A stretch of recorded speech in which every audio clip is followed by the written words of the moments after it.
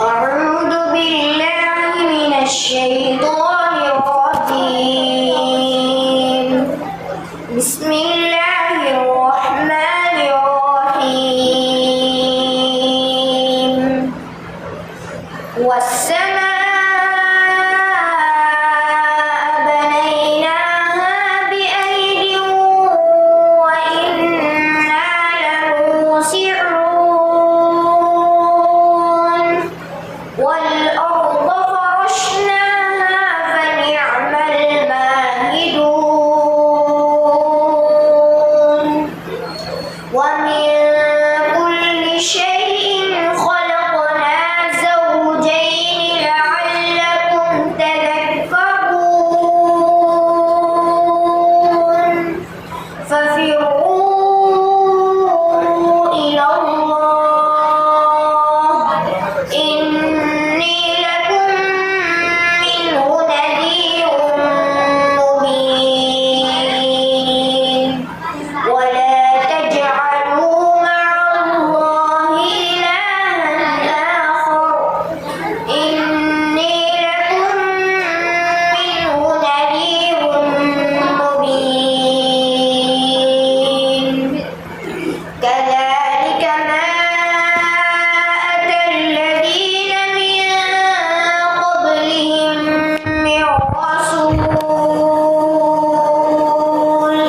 إلا قالوا ساحر أو مجنون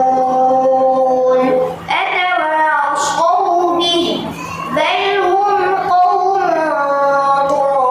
طاغون صدق الله العظيم. ماشاءاللہ حافظ عبدالرحمن نے بہت اچھے انداز سے تلاوت کلام پاک پیش کیا. اللہ تبارک و تعالیٰ نے مزید ترقی عطا فرمائے. عزیز دوستو، تمام تعریفیں اللہ کے لیے ہے جو تمام جہانوں کا پالنہار ہے اور جو ساری کائنات کا خالق و مالک ہے، جو ہر جگہ حاضر و ناظر ہے، جو آنکھوں سے اوجل ہے مگر دلوں کا اجالا ہے. جب پکارنے والا دور سے یا نزدیک سے، زور سے یا آہستہ اسے پکارتا ہے، وہ سب کی سنتا ہے اور اس کا جواب دیتا ہے. جیسے اس کی ذات لامحدود ہے اور ایسے ہی اس کی صفات بھی لامحدود ہے. تو اسی کی حمد و ثنا کے لیے، نعت پاک پیش کرنے کے لیے میں دعوت سخن پیش کرتا ہوں محمد امین کو کہ وہ آئیں اور نعت پاک پیش کریں. پیار سے زندگی دینے والے، پیار سے زندگی دینے والے، مجھ کو باغ مدینہ دکھا دے. تاج شاہی یزیدوں کو دے کر، تاج شاہی یزیدوں کو دے کر، مجھ کو جام شہادت ملا دے. میری آنکھیں ترستی ہیں یا رب، مجھ کو باغ مدینہ دکھا دے. لے کے تلوار فاروق گھر سے، لے کے تلوار فاروق گھر سے، قتل کرنے چلے تھے نبی کو.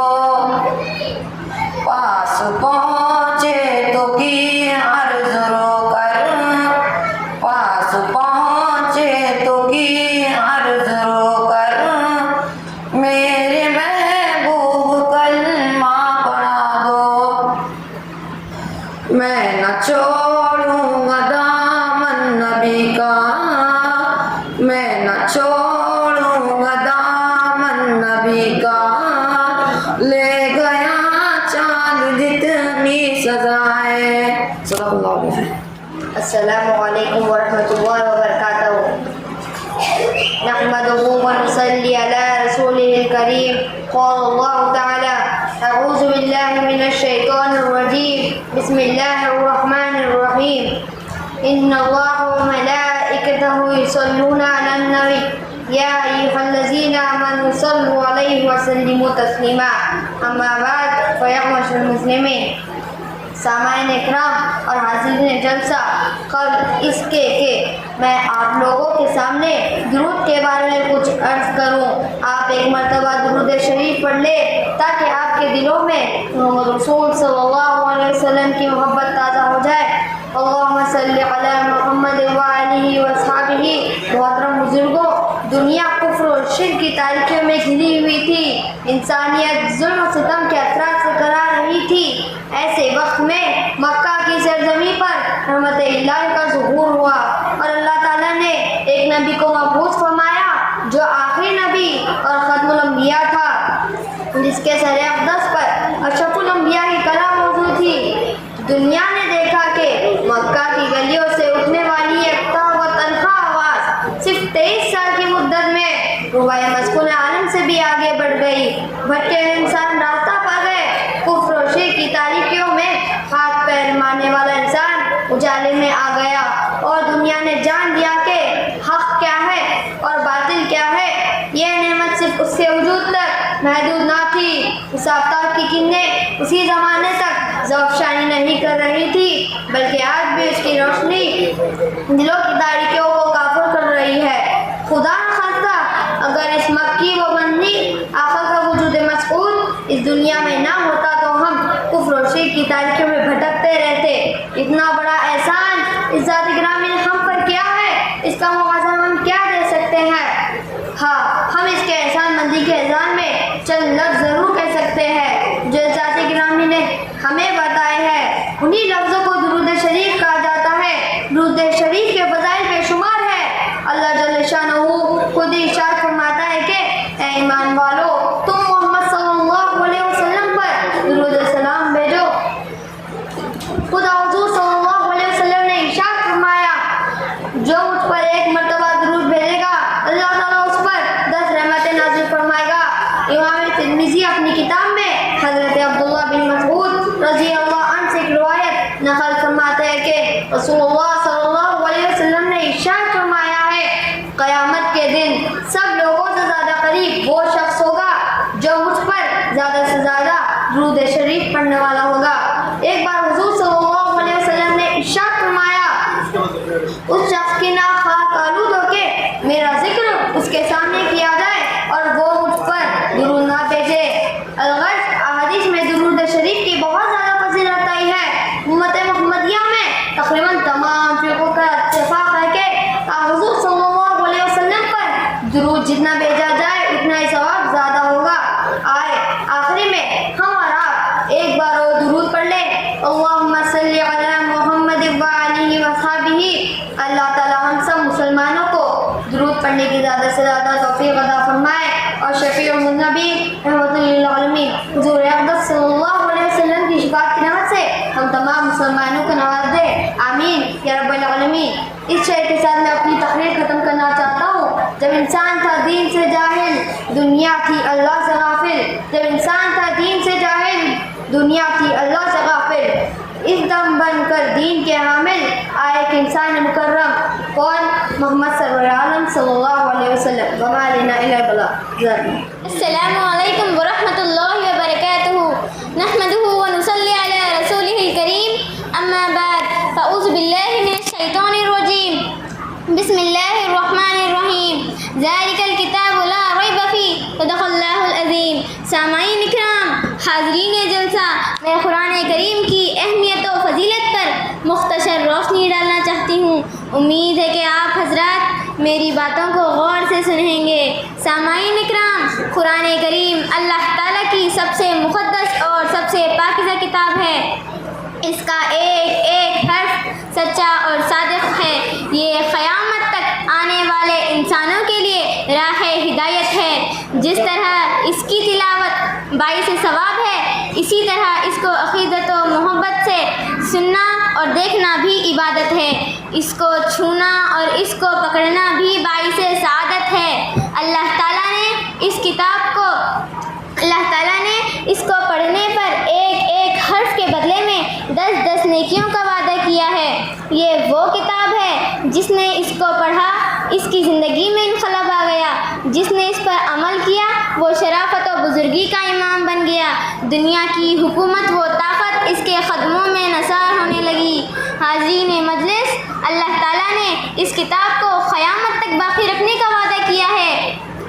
دنیا کی کوئی طاقت اسے ناپید نہیں کر سکتی۔ اس میں قیامت تک آنے والی پریشانیوں کا حل موجود ہے۔ اس میں صبح قیامت تک ہدایت کا سامان ہے۔ یہ سرچشمہ ہدایت ہے۔ دوستو، اگر ہم دنیا اور آخرت کی کامیابی چاہتے ہیں تو ہم کو قرآن سے وابستہ ہونا ہوگا۔ اس کے احکامات و تعلیمات پر ہم کو چلنا ہوگا۔ اس کے ایک ایک حکم پر عمل کرنا ہوگا۔ اسی لیے میرے دوستو، اس کو اپنی زندگی میں لائیے، اس کی تلاوت کو ہمیشہ کا معمول بنائیے، اپنے آپ کو قرآنی تعلیمات سے روشناس کرائیے۔ اللہ تعالیٰ ہم سب کو خدا کے اس مقدس کلام سے محبت و عقیدت عطا فرمائے، اس کے حکموں پر چلنا ہمارے لیے آسان بنائے، اس کی تلاوت کی توفیق عطا فرمائے۔ میں اپنی بات اس پر ختم کرتی ہوں۔ وآخر دعوانا ان الحمد للہ رب العالمین۔ السلام علیکم ورحمۃ اللہ وبرکاتہ۔ نحمدہ ونصلی علی رسولہ الکریم، اما بعد، فاعوذ باللہ من الشیطان الرجیم، بسم اللہ الرحمن الرحیم، وانتم الاعلون ان کنتم مؤمنین، صدق اللہ العظیم۔ محترم صدر جلسہ و مشفق و معزز اساتذہ اکرام، شمع علم کے پروانوں، محمد کے دیوانوں، دین اسلام کے فرزندوں، اسلام کے پیروکاروں، وہ معزز سے زمانے میں مسلمان ہو کر، وہ معزز سے زمانے میں مسلمان ہو کر اور ہم خوار ہوئے تاریخ خورا ہو کر کو موضوع سخن بناتے ہوئے آپ کی خدمت میں کچھ لب کشائی کا قصد ہوں۔ حضرات، اللہ نے تمام مخلوق میں انسان کو سب پر برتری و فضیلت عطا فرمائی، پھر ان میں سے زیادہ مکرم و معزز مسلمان، متقی زاہد، عامل دین، مطیع رسول خدا کو قرار دیا۔ چنانچہ فرمایا ان اکرمکم عند اللہ اتقاکم، اور جب مسلمان دین کا اور شریعت کا پابند ہو تو اس کے لیے مزید اس بات کی خوشخبری سنائی کہ وانتم العلون ان کنتم مؤمنین، یعنی اگر تم ایمان کے نور کو اپنے دل میں بساؤ گے، خدا کے احکام کو نگاہوں سے لگاؤ گے، رسول کے فرمان کو عمل میں لاؤ گے، شریعت کے قانون پر عمل پیرا ہوگے، گناہوں کے کاموں سے خود کو بچاؤ گے، تو خدا دنیا تمہارے خدمت تلے ڈال دے گا، حکومت و سلطنت تمہارے مقدر میں رکھ دے گا، حشمت و بادشاہت، عزت و فرحت، کامیابی و کامرانی، مال و دولت تمہارے قدم چومے گی۔ اسلاف نے خدا کے حکم پر عمل کیا تو دنیا پر کئی دن نہیں، کئی مہینے نہیں، کئی برس نہیں، کئی صدیوں تک حکمراں رہے، جن کے نام سے دشمنان اسلام کام جاتے تھے، شیطان راہ چھوڑ جاتا تھا، دریا تابع ہو جاتے تھے، دہکتی آگ ٹھنڈی ہو جاتی تھی، تاریک و بھیانک جنگل راستہ دے دیتے، جن کی ایک صدا سے وحشی و موذی جانور جنگل خالی کر گئے، جن کی تحریر سے دریا میں روانی آتی، جن کی تحریر سے دریا میں روانی آتی، اپنی تحریر سے تو خود ہم بھی روانہ ہوتے، جن کی ہر ایک دعاؤں کو خدا سنتا تھا، جن کی ہر ایک دعاؤں کو خدا سنتا تھا، اپنے ارمان تو بس خواب رہ جاتے ہیں۔ حضرات، اللہ نے تمام مخلوق میں انسان کو سب پر برتری و فضیلت عطا فرمائی، پھر ان میں سے زیادہ مکرم و معزز مسلمان، متقی زاہد، عامل دین، مطیع رسول خدا کو قرار دیا۔ چنانچہ فرمایا ان اکرمکم عند اللہ اتقاکم، اور جب مسلمان دین کا اور شریعت کا پابند ہو تو اس کے لیے مزید اس بات کی خوشخبری سنائی کہ حضرات، جن کو خدا کی خدائی پر کامل اعتقاد و بھروسہ تھا، اسی توکل کی بنا پر جنہوں نے دہکتی آگ میں چھلانگیں لگا دی، بہتے دریا میں گھوڑے ڈال دیے، تیز و تند ہواؤں کا مقابلہ کیا، بلند ستاروں پر کمندیں ڈال دی، سنگلاخ گھاٹوں میں بے خوف کو کتر نکل پڑے، پہاڑوں کی بلند چوٹیوں کو رون ڈالا، طوفان و حوادث کا مردانہ وار مقابلہ کیا، جن کی زبان میں وہ ملکہ تھا کہ سخت سے سخت دل بھی پگھل کر پانی ہو جاتا، جنہوں نے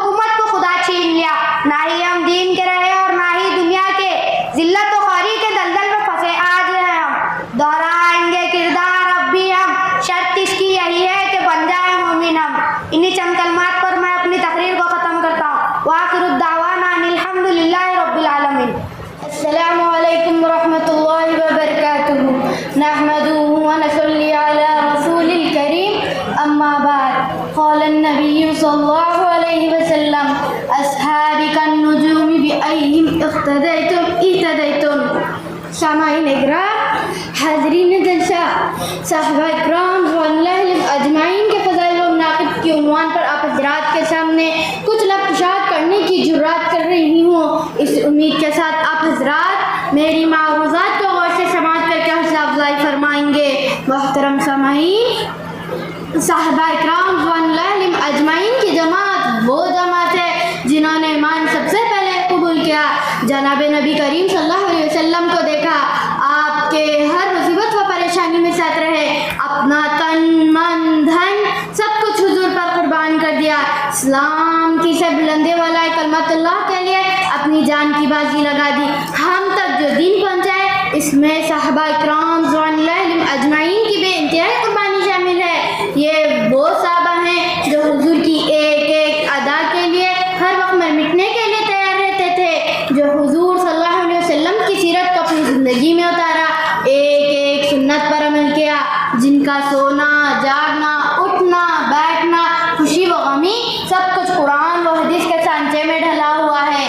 اس لیے اللہ کے سچے رسول عربی محمد صلی اللہ علیہ وسلم نے اپنے ساتھیوں کو متعلق فرمایا، اصحابی کالنجوم بأیہم اقتدیتم، میرے صحابہ ستاروں کے مانند ہے، اس میں سے جن کا بھی اقتدا کرو گے کامیاب ہو جاؤ گے۔ ان کا زمانہ خیر القرون یعنی سب سے بہترین زمانہ تھا، ان کی ایمانت و دیانت و ہدایت قرآن نے گواہی دی۔ قرآن و حدیث کا قیمتی سرمایہ جو ہم تک پہنچا ہے وہ سب انہی کے واسطے ہمیں ملا ہے۔ اللہ تعالی ہم سب کو صحابہ اکرام رضوان اللہ اجمعین کے طریقوں پر چلنے کی توفیق عطا فرمائے۔ وما توفیقی الا باللہ۔ نحمده ونصلي على رسوله الكريم أما بعد فأعوذ بالله من الشيطان الرجيم بسم الله الرحمن الرحيم أقيموا الصلاة وآتوا الزكاة صدق الله العظيم۔ حاضرین جلسہ، سامعین اکرام، اسلام کا سب سے اہم رکن نماز کے متعلق کچھ معلومات پیش کرنا چاہتی ہوں۔ مجھے امید ہے کہ آپ حضرات عمل کرنے کی نیت سے سماعت فرما دیں گے۔ سامعین اکرام، ایمان و اسلام کے بعد سب سے اہم چیز نماز ہے۔ نماز ہر مسلمان پر فرض ہے، چاہے مرد ہو یا عورت، بیمار ہو یا تندرست، اپنے گاؤں میں ہو یا سفر میں، ہر حالات میں پانچوں نمازیں پڑھنا فرض ہے۔ بیمار اگر کھڑا نہیں ہو سکتا تو بھی اس کے لیے نماز معاف نہیں، وہ بیٹھ کر ہی نماز پڑھ لے، اگر وضو پر قادر تو تیمم کر لے، لیکن اس کے لیے نماز چھوٹی تو کیا خطا کرنا بھی جائز نہیں۔ اس حالات میں نماز پڑھنا ضروری ہے۔ سامعین اکرام، نماز کی اہمیت کا اندازہ اس سے بھی لگا سکتے ہیں کہ اللہ تعالیٰ نماز کی فضیلت کے لیے سرور کونین محمد عربی صلی اللہ علیہ وسلم کو اپنے پاس بلایا۔ حضور صلی اللہ علیہ وسلم عرش پر بارگاہ الہی میں تشریف لے گئے اور وہاں نماز کا تحفہ ملا۔ جناب نبی کریم صلی اللہ علیہ وسلم کو نماز سے اتنا عشق تھا کہ آپ رات بھر نماز میں گزار دیتے۔ آپ دنیا سے رخصت ہونے لگے تو آپ نے بطور وصیت نماز کی تاکید کی اور فرمایا، الصلاۃ وما ملکت ایمانکم، نماز کی پابندی کرنا اور غلام بندی کا خیال رکھنا۔ آپ صلی اللہ علیہ وسلم نے فرمایا، الصلاۃ وما ملکت ایمانکم، نماز کی پابندی کرنا، نماز دین کا بنیادی ستون ہے۔ جس نے نماز کو قائم کیا گویا اس نے نماز کو قائم رکھا، اور جس نے دین کو ڈھا دیا قیامت کے دن سب سے پہلی نماز کی پوچھ ہوگی۔ جو نماز کے حساب و کتاب میں درست نکل گیا تو سمجھو کہ اس کا بیڑا پار ہو گیا، اور جو نماز کے حساب و کتاب میں پھنس گیا تو سمجھو کہ اس کے سارے اعمال ضائع ہو گئے۔ اس لیے دوستو، نماز کی پابندی کرو، نماز کو اس کے وقت میں جماعت کے ساتھ ادا کرو۔ اگر کبھی غفلت کی وجہ سے نماز رہ گئی اور وقت نکل گیا تو پہلی فرصت میں اس کی قضا کرنے کی کوشش کرو۔ اللہ تعالی ہم سب کو پابندی سے نماز پڑھنے والا بنائے، آمین۔ وآخر الدعوانا الحمدللہ رب العالمین۔ السلام علیکم ورحمۃ اللہ وبرکاتہ۔ نحمده ونصلی علی رسولہ الکریم، اما بعد۔ محترم حاضرین، ماہ شعبان اور اس کی 15ویں تاریخ کی رات جسے شب بارات کہتے ہیں، اس کی اہمیت اور فضیلت پر روشنی ڈالنا چاہتی ہوں۔ ماہ شعبان کے متعلق نبی کریم صلی اللہ علیہ وسلم کا ارشاد ہے کہ شعبان میرا مہینہ اور رمضان اللہ کا مہینہ ہے۔ چونکہ شعبان کے مہینے کو باقی مہینے پہ خصوصی فضیلت حاصل ہے، اس لیے اللہ کے سچے رسول نے شعبان کو نبی کریم صلی اللہ علیہ وسلم نے ماہ رجب اور شعبان میں یہ دعا کثرت سے پڑھا کرتے تھے، اللہم بارک لنا فی رجب و شعبان وبلغنا رمضان۔ اے اللہ رجب اور شعبان کے مہینے میں ہمیں برکت نازل فرما اور خیر عافیت کے ساتھ ہمیں رمضان تک پہنچا۔ سامعین اکرام، 14 شعبان گزر جانے کے بعد مغرب سے جو رات شروع ہوتی ہے اسے شب بارات کہتے ہیں۔ شب بارات کے شمار چند خصوصی راتوں میں ہے۔ اس رات میں حضور صلی اللہ علیہ وسلم سے خصوصیت کے ساتھ عبادت کرنا منقول ہے۔ ام المؤمنین حضرت عائشہ رضی اللہ عنہا فرماتے ہیں، ایک رات حضور عبادت میں مصروف تھے، مجھے نیند لگ گئی، کچھ دیر کے بعد آنکھ کھلی تو حضور کو بستر سے غائب پائے تو مجھے گھبراہٹ محسوس ہوئی کہ آخر اتنی رات کو حضور کہاں تشریف لے گئے ہوں گے۔ باہر نکل کر دیکھی تو آپ کو مدینہ منورہ کے قبرستان جنت البقیع میں مصروف دعا پائی۔ حضرت عائشہ فرماتی ہیں کہ جلدی سے واپس آئی اور یہ کوشش کی کہ میرے متعلق حضور کو پتہ نہ چلے، لیکن حضور کو پتہ چل گیا۔ جب حضور واپس آئے تو جناب نبی کریم صلی اللہ علیہ وسلم نے حضرت عائشہ سے باہر نکلنے کی وجہ دریافت کی اور کہا، عائشہ تمہیں معلوم نہیں کہ آج کی رات کون سی رات ہے؟ حضرت عائشہ نے کہا، نہیں معلوم یا رسول اللہ صلی اللہ علیہ وسلم۔ تو آپ نے فرمایا، آج کی رات فیصلے کی رات ہے، آج کی رات تقدیر لکھی جاتی ہے، آج کی رات جنم لینے والے بچوں اور مرنے والوں کی لسٹ تیار کی جاتی ہے، اور آج ہی کی رات رزق تقسیم کی جاتی ہے۔ اللہ تعالیٰ بنی کلب کے بکریوں کے بالوں کے برابر گنہگاروں کو بخشتا ہے۔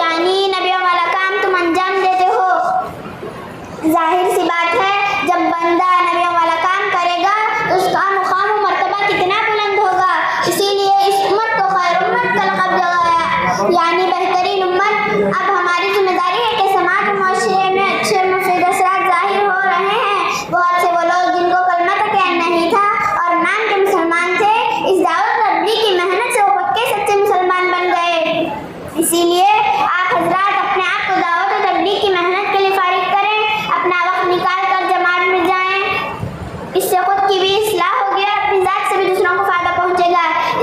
اس کے ساتھ ساتھ اپنے گھر میں تعلیم کا سلسلہ شروع کریں, مسجد کی کتاب تعلیم میں بیٹھیں, گشت والے عمل میں اپنے بھائیوں کے ساتھ دیں. اللہ تعالیٰ ہم سب کو کہنے سننے سے زیادہ عمل کرنے کی توفیق عطا فرمائے. وما توفیق الا باللہ. السلام علیکم ورحمۃ اللہ وبرکاتہ. الحمد للہ رب العالمین والصلاة والسلام علی سید الانبیاء والمرسلین محمد وعلی آلہ وصحبہ اجمعین ومن تبعهم بإحسان الی یوم الدین. اما بعد فاعوذ باللہ من الشیطان الرجیم. بسم اللہ الرحمن الرحیم. ھذا خلق اللہ فارونی ماذا خلق الذین من دونہ. صدق اللہ العظیم. فرش زمین سے عرش بری تک, فرش زمین سے عرش بری تک تیرے ہی جلوے, تیرے ہی سائے. ہر ایک ذرہ تیرا ہی مظہر, ہر ایک ذرہ تیرا ہی مظہر. اللہ اکبر, اللہ اکبر. ذرہ کو چاہے خورشید کر دے, ذرے کو چاہے خورشید کر دے, صحرا کو چاہے گلزار کر دے. سب ایک قطرہ تو ہے سمندر, سب ایک قطرہ تو ہے سمندر. اللہ اکبر, اللہ اکبر. جناب صد سماعین اکرام, حاضرین جلسہ, ایک سوال قرآن پاک اٹھاتا ہے اور انداز بہت خوبصورت ہے. ام خلقوا من غیر شیء. اللہ تعالیٰ ارشاد فرماتے ہیں, اے میرے بندو ایک بات تو بتاؤ, کیا تم اپنے آپ بن گئے ہو؟ یہ سوال قرآن پاک نے اٹھایا ہے. جب ہم نے اس سوال کا جواب تلاش کرنا چاہا تو ہمیں قرآن پاک سے اس سوال کا جواب ملا. اللہ تعالیٰ ارشاد فرماتے ہیں, هل أتى للإنسان حين من الدهر لم يكن شيئا مذكورا. اے انسان سن, میں تجھے تیری کہانی سناتا ہوں, تو کچھ بھی نہ تھا, کوئی کچھ نہ تھا. اولم ير الذين كفروا ان السماوات والارض كانتا رتقا. زمین و آسمان بھی کچھ نہ تھا, تو بھی کچھ نہ تھا, تو کون تھا؟ اللہ تھا. اللہ جو پہلے بھی, اللہ جو آج بھی, جو پھر بھی اللہ, جو آئندہ بھی اللہ, جو اول بھی اللہ, جو آخر بھی اللہ, جو ظاہر بھی اللہ, جو باطن بھی اللہ, جو قائم بھی اللہ, جو قیوم بھی اللہ, جو متکبر بھی اللہ, مالک الملک بھی اللہ, ذوالجلال والاکرام بھی اللہ, جو اللہ اپنی پہلے سے پاک ہے, جو اللہ اپنی انتہا سے پاک ہے, جو اللہ اپنی ابتدا سے پاک ہے, جو اللہ اپنے اول ہونے میں ابتدا کا محتاج نہیں, جو اللہ اپنے آخر ہونے میں انتہا کا محتاج نہیں. کائنات کی ہر چیز کی ایک ابتدا ہوتی ہے, ایک انتہا ہوتی ہے. اس کائنات میں ایک اللہ ہے جس کی ابتدا کوئی نہیں, انتہا کوئی نہیں, جو اول ہے لیکن اس کا پہلا اسرا کوئی نہیں, جو آخر ہے لیکن اس کا آخری اسرا کوئی نہیں, جو موجود ہے لیکن جگہ میں سماتا نہیں, وہ موجود ہے لیکن زمانے سے پاک ہے, وہ موجود ہے لیکن سمت سے پاک ہے, موجود ہے لیکن شکل سے پاک ہے, وہ موجود ہے لیکن جسم سے پاک ہے, وہ موجود ہے لیکن بیوی بچوں کا محتاج نہیں, انسانوں کا محتاج نہیں, کائنات کا محتاج نہیں, زمین و آسمان کا محتاج نہیں, جبرائیل و میکائیل کا محتاج نہیں, اسرائیل و اسرافیل کا محتاج نہیں, مشرق و مغرب شمال جنوب کا محتاج نہیں, جبرائیل و میکائیل کا محتاج نہیں, اسرائیل و اسرافیل کا محتاج نہیں, عرش و فرش اس کی ضرورت نہیں, لوح محفوظ اس کی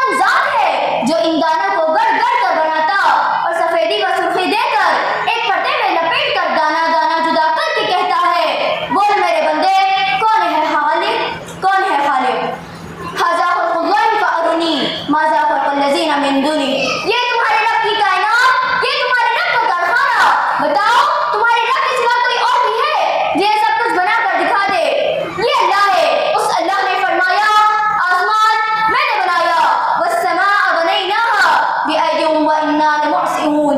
زمین اللہ نے بنائی، والارض فرشناها فنعم الماہدون. پہاڑ اللہ نے لگائے، والجبال ارساها پانی اللہ نے نکالا، اخرج منها ماءها ومرعاها بارش اللہ نے برسائی. انا صببنا الماء صبا زمین کو اللہ نے پھاڑا. ثم شققنا الارض شقا دانے اور پھل اللہ نے نکالے. فانبتنا فيها حبا وعنابا وقضبا وزيتونا ونخلا وحدائق غلبا وفاكهة وابا. محترم حضرات، کوئی ایسا آقا جو لا کر دکھا دے، کوئی ایسا خالق تو لا کر دکھا دے، کوئی ایسا اللہ تو لا کر دکھا دے. ہم پوری دنیا کے مسلمانوں سے یہ بات کہہ رہے ہیں کہ اللہ سے صلح کر لو، اللہ سے صلح کر لو. ایسا مشفق، ایسا کریم، ایسا رحیم رب کہیں سے نہ پاؤ گے اور نہ ملے گا. دعا فرمائیں اللہ تعالیٰ ہمیں اپنی کامل معرفت نصیب فرمائے. آمین. میں ان اشعار پر اپنی تقریر کو ختم کرتی ہوں. بلبل کی زبان پر گفتگو تیری ہے، تیری ہے. بلبل کی زبان پر گفتگو تیری ہے، تیری ہے. ہر رنگ میں جلوہ ہے تیری قدرت کا، قدرت کا. ہر رنگ میں جلوہ ہے تیری قدرت کا، قدرت کا. جس پھول کو سونگھتی ہوں وہ تیری ہے، تیری ہے. وما توفیق الا باللہ. السلام علیکم ورحمۃ اللہ وبرکاتہ. نحمده ونصلي على رسوله الكريم. اما بعد فاعوذ باللہ من الشیطان الرجیم. بسم اللہ الرحمن الرحیم. اذا نودی للصلاة من یوم الجمعة فاسعوا الى ذکر اللہ. صدق اللہ العظیم. محترم حضرات، سامعین اکرام، میں جمعہ کی اہمیت اور فضیلت پر مختصر روشنی ڈالنا چاہتی ہوں. حاضرین مجلس، جمعہ کا دن تمام دنوں کا سردار ہے. اسی دن کائنات وجود میں آئی ہے اور اسی دن قیامت آئیں گی. جناب نبی کریم صلی اللہ علیہ وسلم نے جمعہ کے دن کو یوم اظہر یعنی روشن دن قرار دیا ہے. جناب نبی کریم صلی اللہ علیہ وسلم کا ارشاد ہے کہ جمعہ کے دن ایک ایسا وقت ہے جس میں باری تعالیٰ سے جو بھی دعا کی جائے وہ ضرور قبول ہوتی ہے. سامعین اکرام، جمعہ کے دن کے کچھ خصوصی اعمال ہیں جس کا ہم سب کو خاص طور پر اہتمام کرنا چاہیے. جمعہ کی نماز کے لیے جلد سے جلد مسجد میں پہنچنا چاہیے. حضرت ابو ہریرہ رضی اللہ تعالیٰ عنہ سے روایت ہے کہ جناب نبی کریم صلی اللہ علیہ وسلم نے فرمایا، جمعہ کے دن فرشتے مسجد کے دروازے پر کھڑے ہو کر ہر ایک آنے والوں کا نام لکھتے ہیں. جو سب سے پہلے مسجد میں آتا ہے اس کا ثواب اون قربانی کرنے کے برابر دیا جاتا ہے. اس کے بعد جو مسجد میں داخل ہوتا ہے اس کا ثواب تھوڑا کم یعنی گائے قربانی کرنے کے برابر دیا جاتا ہے. بعد میں آنے والے کو بدترین ثواب میں کمی ہوتی رہتی ہے، یہاں تک کہ آخر میں آنے والے کو انڈا صدقہ کرنے کے برابر ثواب لکھا جاتا ہے. جب امام خطبہ دینا شروع کر دیتے ہیں تو فرشتے اپنی رجسٹر کو بند کر کے خطبہ سننے میں مصروف ہو جاتے ہیں. یعنی خطبے کے دوران آنے والوں کا نام اس رجسٹر میں نہیں لکھا جاتا ہے. اسی لیے جمعہ کی نماز کے لیے جلد سے جلد مسجد میں پہنچنا چاہیے. جناب نبی کریم صلی اللہ علیہ وسلم نے جمعہ کے دن کثرت سے درود پڑھنے کی تاکید فرمائی ہے. آپ کا ارشاد ہے، فَاقْصَرُوا عَلَيَّ مِنَ الصَّلَاةِ فَإِنَّ الصَّلَاةَ مَعْرُوضَةٌ عَلَيَّ. جمعہ کے دن مجھ پر کثرت سے درود پڑھا کرو کیونکہ تمہارا درود مجھ کو پیش کیا جاتا ہے. ایک روایت میں آیا ہے کہ جمعہ کے دن عصر کے فوراً بعد اسی جگہ بیٹھے بیٹھے جو شخص اللہم صلی علی محمد النبی الامی وعلی آلہ وسلم تسلیمہ پڑھے تو اس کے 80 سال کے گناہ معاف ہوں گے اور 80 سال کا ثواب لکھا جائے گا. اسی طرح جمعہ کے دن سورہ کہف کی تلاوت سے انسان آفتوں بلاؤں سے محفوظ رہتا ہے. اللہ تعالی ہم سب کو جمعہ کے ان اعمال کی پابندی کرنے کی توفیق عطا فرمائے. آمین. وما علینا الا البلاغ. کوئی بتائے دریاؤں کو ایسی روانی کس نے دی، کس نے چمکتا دل بخشا ہے، رات سہانی کس نے دی. ننھے منھے پودوں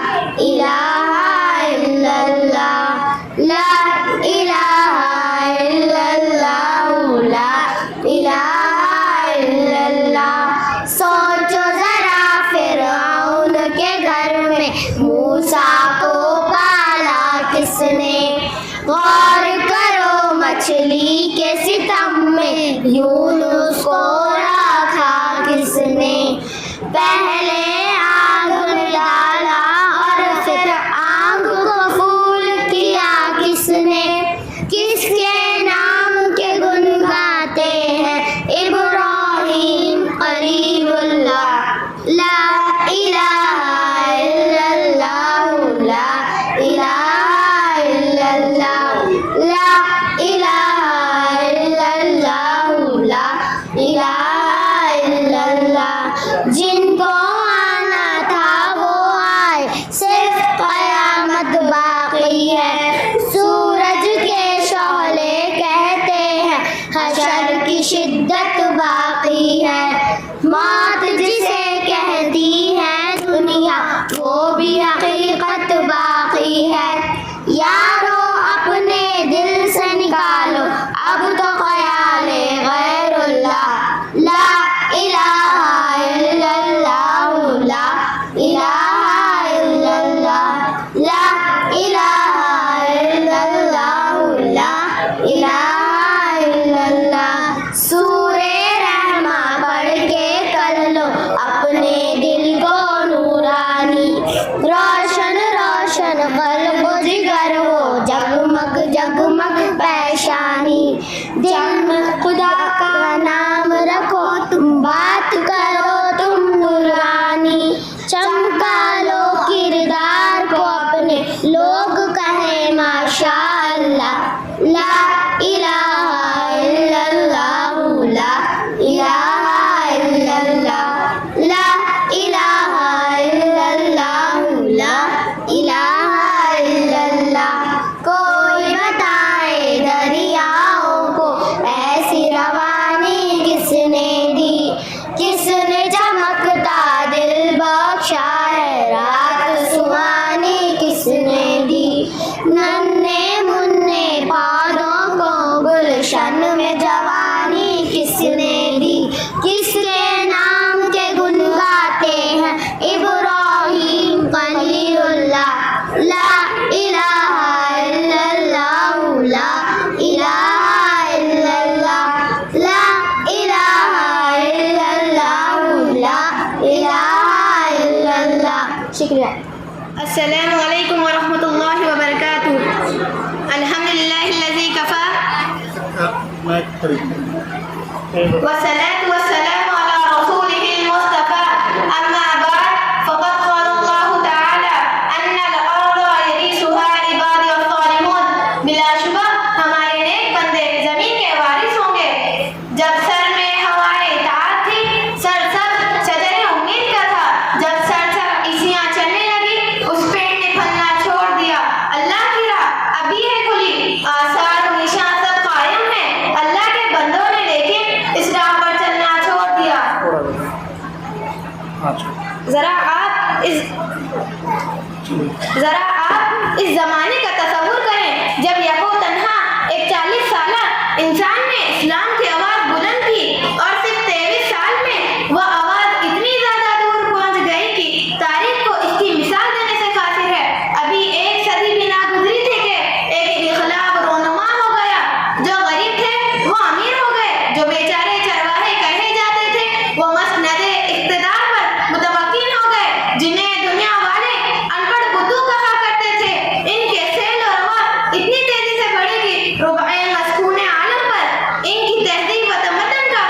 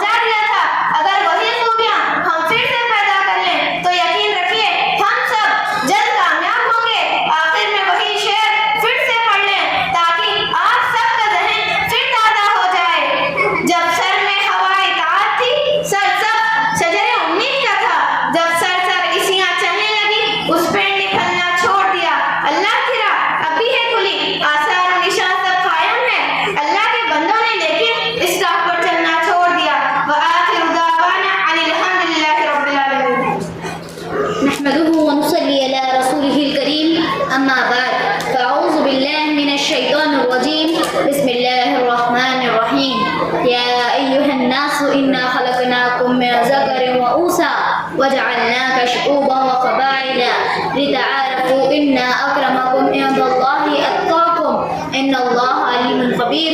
وقال النبي صلى الله عليه وسلم ارحموا ما في الأرض يرحمكم ما في السماء.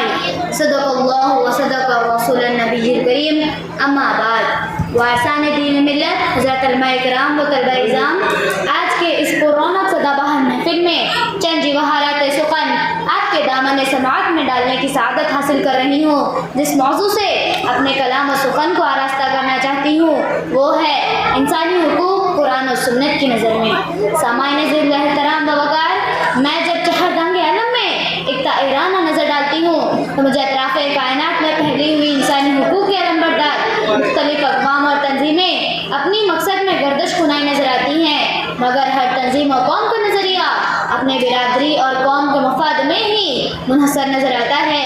یہودی تنظیمیں فقط اپنی یہودیت کے فروغ میں اپنی ہی افراد کی خدمت کرتی نظر آتی ہیں. عیسائی تنظیمیں اپنی عیسائیت کو پروان چڑھانے کے لیے کوشاں اور سرگرم نظر آتی ہیں. انہیں آئے دن مسلمانوں کے کشت و خون میں انسانی حقوق کی پاسداری نظر نہیں آتی. مگر میں قربان جاؤں دین برحق مذہب اسلام کی وسعت ظرفی پر، جس کے گوشہ رحمت سے تمام انسانیت کو یہ پہلا پیغام ملتا ہے: ما قتل نفس بغیر نفس او فساد فی الارض فکأنما قتل الناس جميعا.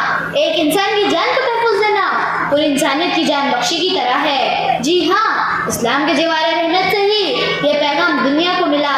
وَلَا تَقْتُلُوا النَّفْسَ الَّتِي حَرَّمَ اللَّهُ إِلَّا بِالْحَقِّ. نہ کسی کی جان کا کشت و خون کرنا کسی کے لیے روا نہیں ہے. جب سرکشی اور سنگدلی بام عروج تک پہنچ چکی تھی، جب عرب کے سرزمین پر ظلمت، قدح، جہل و طغیان بن چکی تھی، جب دنیا میں انسان کی آنکھیں کھلتے ہی اسے زرے زمین میں دفنا دیا جاتا تھا، تو سب سے پہلے اسلام کے در رحمت سے یہ آواز آئی: وَلَا تَقْتُلُوا أَوْلَادَكُمْ خَشْيَةَ إِمْلَاقٍ. کیونکہ انسانیت کا تو مقام یہ ہے، اسی کی رفعتوں سے تو عالم کا یہ چمن کھلا ہے، اسی کی رفعتوں سے تو عالم کا یہ چمن کھلا ہے. بلندی جو آسمان کو ملی تو زمین کو بھی امن ملا ہے.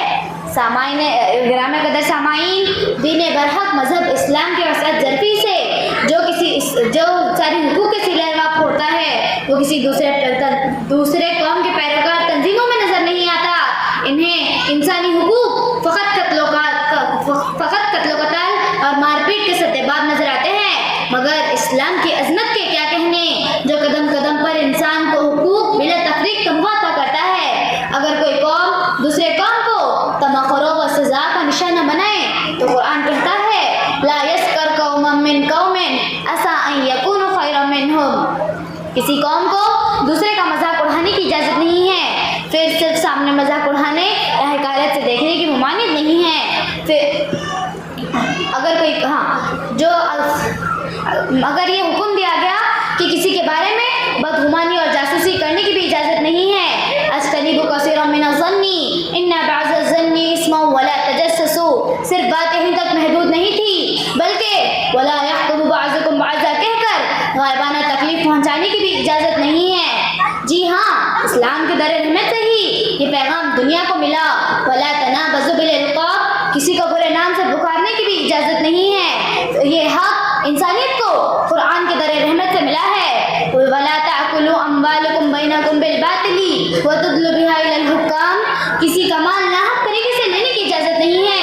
پھر میں آگے بڑھتی ہوں تو انسانیت کے ہر طبقے کو حقوق کی فراہمی صرف اسلام کے در رحمت سے وابستہ نظر آتی ہے. دین برحق مذہب اسلام کے قائد رہنما سید الاولین والآخرین محمد صلی اللہ علیہ وسلم فرماتے ہیں: ارحموا ما فی الارض یرحمکم ما فی السماء.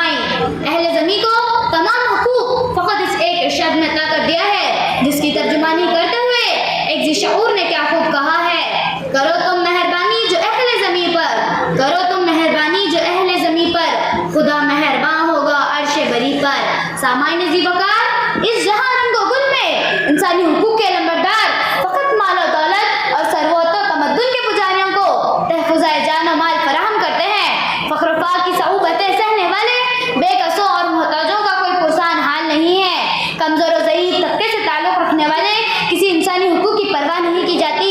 وہ صرف اسلام کا در رحمت ہے، جس کے قائد اعلان فرماتے ہیں: اعطوا الاجیر اجرہ قبل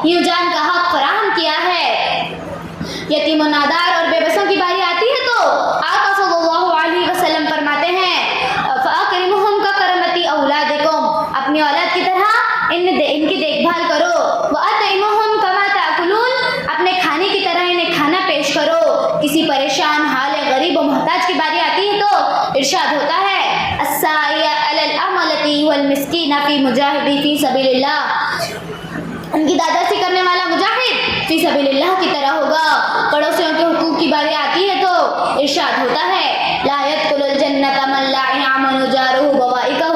میں کس کس طبقے کے تعلق کو بیان کروں، میرا ہر ادا پر یہ کہنے کو جی چاہتا ہے، کس کس ادا پر جان دوں تو ہی بتا اے جان جنان، کس کس ادا پر جان دوں تو ہی بتا اے جان جنان، میرا ہر ادا پر یہ کہنے کو جی چاہتا ہے، کس کس ادا پر جان دوں تو ہی بتا اے جان جنان، کس کس ادا پر جان دوں تو ہی بتا اے جان جنان، ہر ادا کو دیکھتی ہوں وہ حسن کی تصویر۔ وآخر دعوانا ان الحمدللہ رب العالمین۔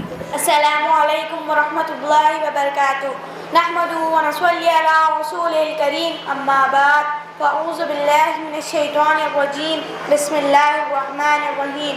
شہر رمضان الذی انزل فیہ القرآن، صدق اللہ العظیم۔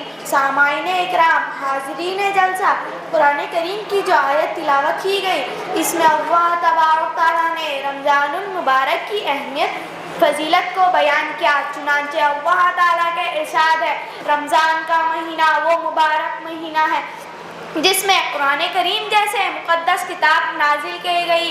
اللہ تعالیٰ نے قرآن کریم کے طفیل میں پورے مہینوں کو خیر و برکت والا بنا دیا۔ اللہ تعالیٰ اس مہینے میں نیکیوں کا بہاؤ بڑھا دیتا ہے، یعنی اگر کوئی عبادت دوسرے مہینے میں کی جائے اور وہ عبادت رمضان میں کیا جائے تو دوسرے مہینے کا مقابلہ میں رمضان میں کی جانے والی عبادت کا ثواب 70 گنا بڑھ جاتا ہے۔ حقیقت یہ ہے اللہ تعالیٰ مسلمانوں کو اپنے نامہ اعمال میں نیکیوں کا اضافہ اور گناہوں کو بخشوانے کے لیے موقع دیا ہے۔ مسلمان زیادہ سے زیادہ عبادت، تلاوت، دعا و استغفار کر اپنے نامہ اعمال کو نیکیوں سے بھر لے۔ اس کے باوجود اگر کوئی سستی کا مظاہرہ کرتا ہے، اپنی لاپرواہی سے اس موقع کو گوا دیتا ہے، تو اس سے بڑا بد نصیب کون ہوگا؟ اس لیے جناب نبی کریم صلی اللہ علیہ وسلم نے ایسے شخص کی ہلاکت و بربادی کے لیے بدعا فرمائی ہے۔ اس لیے اس موقع کو ہاتھ سے ضائع نہیں ہونے دینا چاہیے۔ ویسے تو رمضان کا ایک ایک منٹ بہت ہی قیمتی ہے، لیکن افطار اور سحر سے پہلے والا وقت بہت ہی قیمتی ہے۔ ان اوقات میں اپنے آپ کو دعاؤں میں لگائیے۔ دنیا و آخرت کی بھلائی کے لیے اللہ تعالیٰ سے دعا کرے۔ اللہ تعالیٰ کو دعا و استغفار کرنے والا بندہ بہت ہی پسند ہے۔ اس لیے جناب نبی کریم صلی اللہ علیہ وسلم نے فرمایا افطار کے وقت جو بھی دعا کی جاتی ہے اس دعا کو اللہ تعالیٰ رد نہیں کرتے، فرشتے اس دعا کو آسمان سے اوپر اٹھا لیتے ہیں۔ لہٰذا ہم سب کو رمضان کے مہینے کی قدر کرنی چاہیے، اپنے آپ کو دعاؤں میں لگانا چاہیے۔ اللہ تعالیٰ ہم سب کو کہنے سننے سے زیادہ عمل کرنے کی توفیق عطا فرمائے، آمین۔ وما علینا الا البلاغ۔ ماشاءاللہ، بارک اللہ۔ یہ تھے ادیبہ بنت عبدالسلیم صاحب جو رمضان المبارک کے عنوان پر اپنے معافی ضمیر کو ادا کر رہے تھے۔ عزیزو، ہم سب کو جو ہے رمضان مبارک کا شدت کے ساتھ انتظار ہے۔ دعا کرے اللہ تبارک و تعالی ہم سب کو عافیت کے ساتھ اور سلامتی کے ساتھ رمضان المبارک تک پہنچائے اور اس مہینے کی خوب قدردانی کرنے کی ہم سب کو توفیق عطا فرمائے۔ عزیزو، اس سلسلے کو آگے بڑھاتے ہوئے جو ہے میں دعوتی سخن پیش کرتا ہوں فضل الرحمن ابن منیر پاشا کو کہ وہ آئے ٹی وی، انٹرنیٹ، موبائل کے عنوان پر اپنی تقریر کو پیش کرے۔ السلام علیکم ورحمۃ اللہ وبرکاتہ۔ الحمدللہ رب العالمین والصلاة والسلام علی سید الانبیاء والمرسلین محمد وآلہ وصحبہ اجمعین ومن تبعهم بإحسان إلى يوم الدين، أما بعد فأعوذ بالله من الشيطان الرجيم، بسم الله الرحمن الرحيم۔ قل فيهما اسم كبير ومنافع للناس واسمهما أكبر من نفعهما، صدق الله العظيم۔ برادرین اسلام، جس دور سے ہم اور آپ گزر رہے ہیں وہ سائنس اور ٹیکنالوجی کا دور کہلاتا ہے۔ آج قدم قدم پر سائنسی ایجادات کے مادھیم سے نئے نئے انکشافات کا چرچا ہے.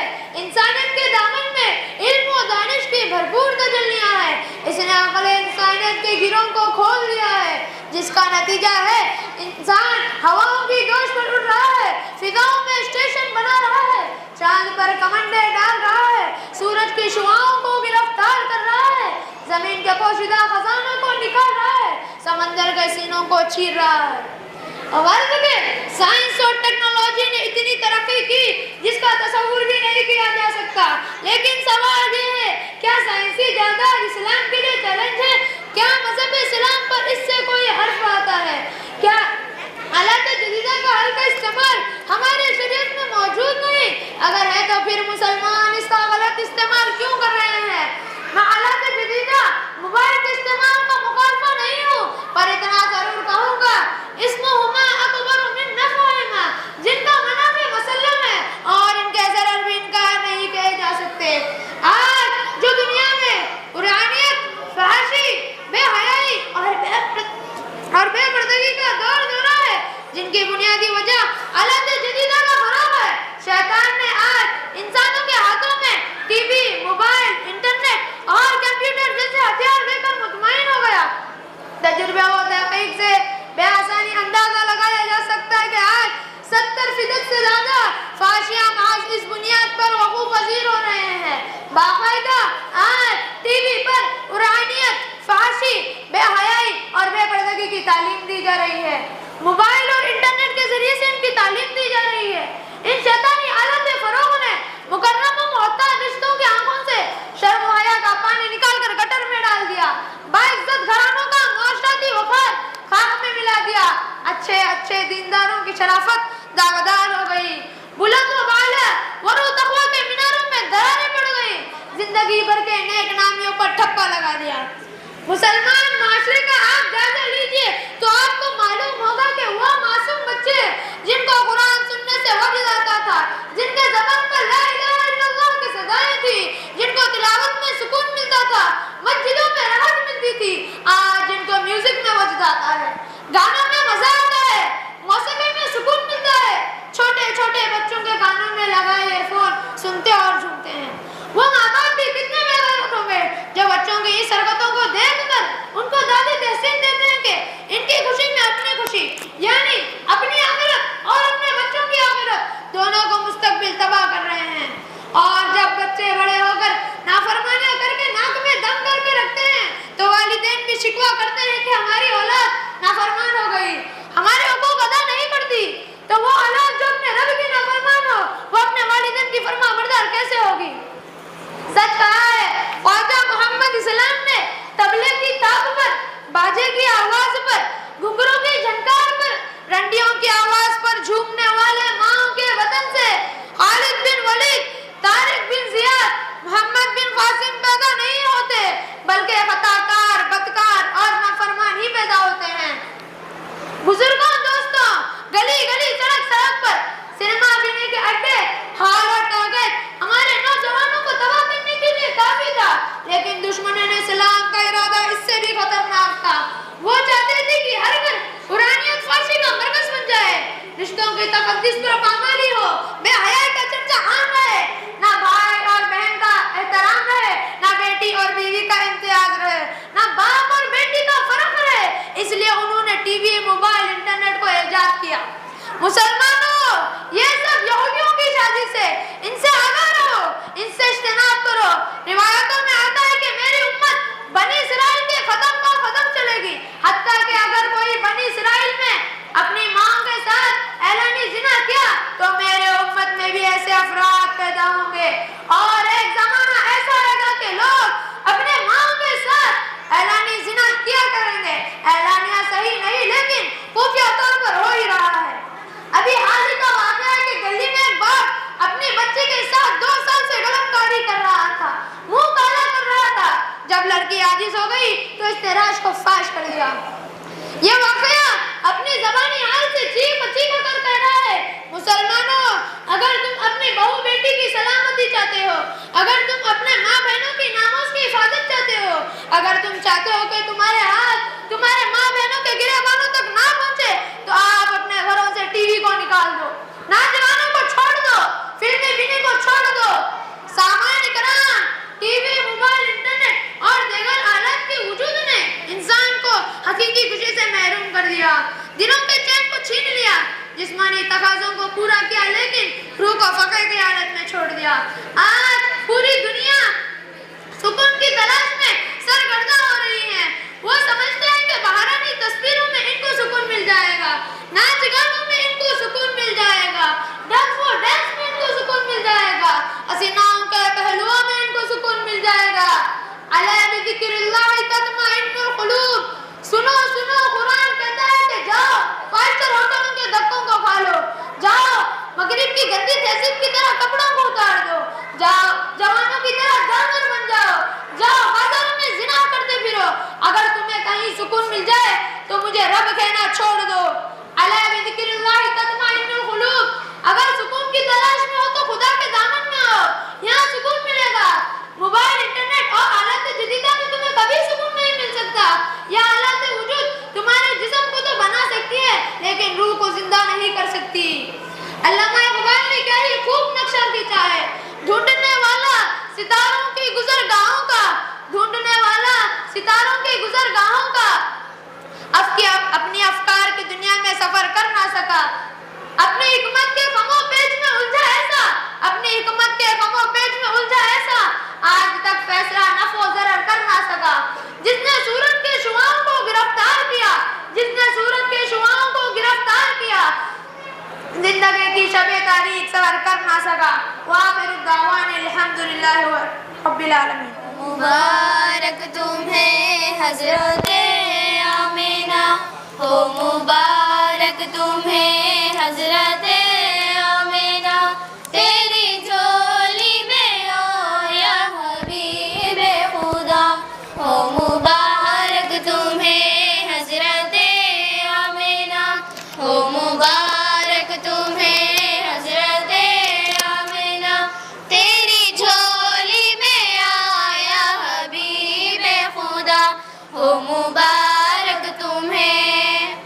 بت قدموں میں صنم سر جھکانے لگے, بت قدموں میں صنم سر جھکانے لگے, آج توحید کے گیت گانے لگے, آج توحید کے گیت گانے لگے. جھوم کر کہہ رہے ہیں یہ ارض و سما, جھوم کر کہہ رہے ہیں یہ ارض و سما, تیری جھولی میں آیا حبیب خدا ہو. مبارک تمہیں حضرت آمینہ ہو, مبارک تمہیں حضرت آمینہ, تیری جھولی میں آیا حبیب خدا ہو. مبارک تمہیں. تاج ختم نبوت کا یہ پہن کر, تاج ختم نبوت کا یہ پہن کر, آیا سارے رسولوں کا نور نظر, آیا سارے رسولوں کا نور نظر. رحمت دو جہاں خاتم الانبیاء, رحمت دو جہاں خاتم الانبیاء, تیری جھولی میں آیا حبیب خدا ہو. مبارک تمہیں حضرت آمینہ ہو, مبارک تمہیں حضرت آمینہ, تیری جھولی میں آیا حبیب خدا ہو. مبارک تمہیں. جن کے دانتوں میں ہے موتیوں کی چمک, جن کے دانتوں میں ہے موتیوں کی چمک, جن کے لب لال ہونٹوں سے نکلے چمک, جن کے لب لال ہونٹوں سے نکلے چمک. رحم کی پلکوں میں ہے آب زمزم بھرا, جن کی پلکوں میں ہے آب زمزم بھرا, تیری جھولی میں آیا حبیب خدا ہو. مبارک تمہیں حضرت آمینہ ہو, مبارک تمہیں حضرت آمینہ,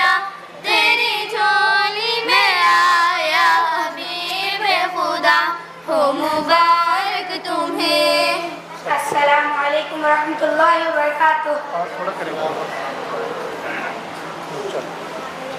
नहमदुहु व नुसल्ली अला रसूलिल करीम, अम्मा बाद, फ़क़द क़ाल अल्लाह तआला या अय्युहल्लज़ीना आमनू इज़ा लक़ीतुम फ़िअतन फ़स्बुतू।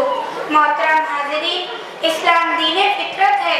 इसका मकसद इंसानी ज़िंदगी को संवारना है। वो ना तो ये कहता है कि हर जगह तशद्दुद से बचे और ना तो ये कहता है कि आदम तशद्दुद को नज़रिए ज़िंदगी बना लिया जाए। वाक़या ये है कि हर चीज़ अपने वक्त पर मुफीद होती है। तवाज़ो, खाकसारी, दरगुजर और बहादुरी भी एक वस्फ है और ऐसी सिफत है कि अल्लाह ताला इन सिफत से आरास्तों इंसानों से खुश रहता है। इसके साथ ही साथ साबित खादमी, जुर्रत, मोहब्बत, बहादुरी भी एक ऐसी सिफत है जो इंसान को शहीद बनाती है या गाजी कामयाबी की उन बुलंदियों पर पहुंचा देती है जहां बिजली का गुजर तक नहीं। यही जुर्रत वो हिम्मत थी जिसने हजरत मूसा अलैहिस्सलाम को फिरौन के सामने खड़ा कर दिया। यही जुर्रत थी जिसने हजरत इब्राहिम अलैहिस्सलाम को उभारा के वो बुतों के पास करते। यही जुर्रत थी जिसने पैगंबर आखिरुज़्ज़मान जनाब मोहम्मद सल्लल्लाहु अलैहि वसल्लम को मक्का की संगलग सरजमी पर कुफ्फार के नरगे में ऐलान हक कराया। सोचे तो जरा कि अगर मुसलमानों में जुर्रत व हिम्मत और जवान मदीना होती तो क्या वो बाजार में 313 होते हुए 1000 कुफ्फार का मुकाबला कर सकते? क्या अगर आज़्म व हौसला, शुजाअत व बसारत का जज्बा हजरत खालिद रज़ियल्लाहु ताला अन्हु और हजरत अबू उबैदा रज़ियल्लाहु ताला अन्हु और दीगर सहाबाए किराम में ना होता तो वो ईरान और रोमा का तख्ता उलट सकते थे? नहीं, और सहाबा नहीं। कुरान जिस तरह उन लोगों की हौसला अफजाई करता है जो आपको दरगुजर से काम ले, जो गुस्सा पी जाए, जो किसी की गाली सुनकर बर्दाश्त कर ले, जो किसी की गलती माफ करे, इसी तरह कुरान उन लोगों की भी हौसला अफजाई करता है जो खुदा की राह में पूरे आज़्म के साथ लग जाए। दुश्मन चारों तरफ से घेरे हुए हो, तीरों की बारिश हो रही हो, फिर भी मुसलमान को पश्त फेंकर भागना नहीं है। उन लोगों की बड़ी मजम्मत की गई है जो दुश्मन के मुकाबले से मैदान छोड़कर भाग आए। मोहतरम दोस्तों, आज के ज़माने में जबकि हम एक हंगामी दौर से गुजर रहे हैं, फसादात के बागोले मुल्क के गोशे गोशे और देश के हर खित्ते में नाच रहे हैं, ऐसे दौर में हमारे अंदर जुर्रत का वो अजीम खजाना पैदा हो जाना चाहिए जो हमें हर साबित कदम रखे और दुश्मन को यह मालूम हो जाए कि मुसलमान गाजर या मूली नहीं कि जब चाहे ने चाकू से काट कर फेंक दे, बल्कि ये वो समुंदर की लहरें हैं जिन्हें रोका नहीं जा सकता। ये वो तनाव दरख्त है कि जिन्हें बादो बारा और तूफान अपनी जगह से हटा नहीं सकते। ये वो आहानी सुतून है जिन्हें हिलाया नहीं जा सकता। हम अगर अपने अंदर इतना आज़्म हौसला पैदा, इतना पुख्ता इरादा कर ले तो यकीन रखिए कि अपनी मुकाम से कोई ताकत हटा नहीं सकती। और बगैर इतना हौसला रखे हुए आप अल्लाह की मदद की उम्मीद ना रखिए।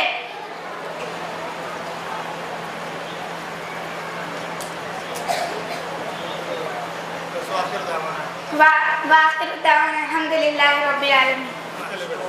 अस्सलामु अलैकुम वरहमतुल्लाहि वबरकातुह। अल्हम्दुलिल्लाहि रब्बिल आलमीन वस्सलातु वस्सलामु अला सय्यिदिल अंबिया'i वल मुरसलीन, अम्मा बाद, फ़अऊज़ु बिल्लाहि मिनश शैतानिर रजीम, बिस्मिल्लाहिर रहमानिर रहीम। या अय्युहर रुसुलु कुलू मिनत तय्यिबाति वअमलू सालिहान, सदक़ल्लाहुल अज़ीम।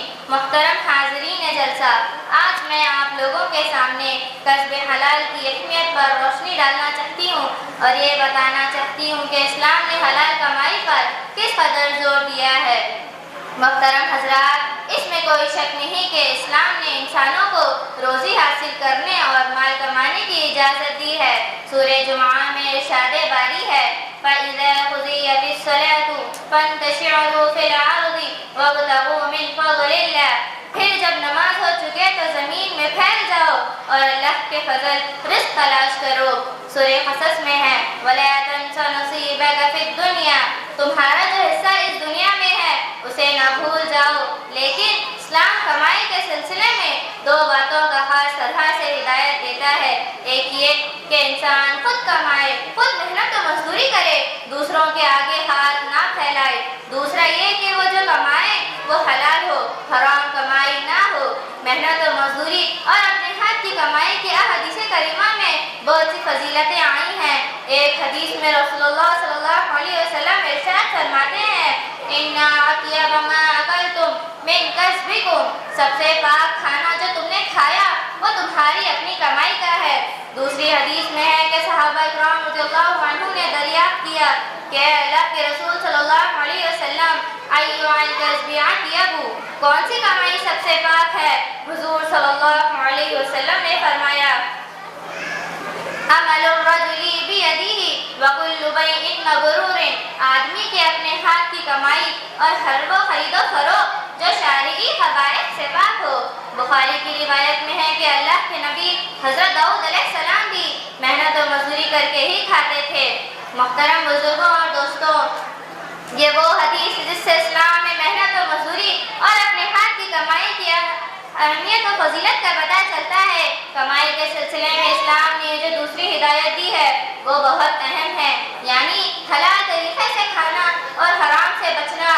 قرآن مجید میں انبیاء کرام علیہ السلام کو خطاب کر کے اللہ تعالیٰ ارشاد فرماتے ہیں یا ایھا الرسول کلوا من الطیبات واعملوا صالحا، اے رسول پاک چیزوں کو کھاؤ اور نیک اعمال کرو۔ اس آیت کریمہ میں حلال کھانے کا جو حکم انبیاء اکرام علیہ السلام کو دیا گیا ہے وہی حکم ایک دوسری حدیث میں مسلمانوں کو دیا جاتا ہے۔ ارشاد ہوتا ہے یا ایھا الرسول کلوا من الطیبات ما رزقناکم، اے ایمان والوں ہم نے جو تم کو رزق دیا ہے اس میں سے پاک چیزوں کو کھاؤ۔ حضرت عبداللہ بن عمر رضی اللہ عنہ فرماتے ہیں کہ رسول اللہ صلی اللہ علیہ وسلم نے کسب حلال کو دیگر فرائض نماز روزہ وغیرہ کے بعد ایک فرض قرار دیا ہے۔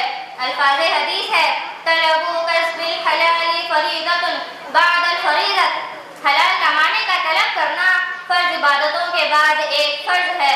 جو لوگ کمانے میں حلال و حرام کا خیال نہیں کرتے، جائز و ناجائز کسب جمع کرنے کی فکر میں رہتے ہیں، ان کے لیے یہ بڑی وعیدیں ہیں کہ رسول اللہ صلی اللہ علیہ وسلم ارشاد فرماتے ہیں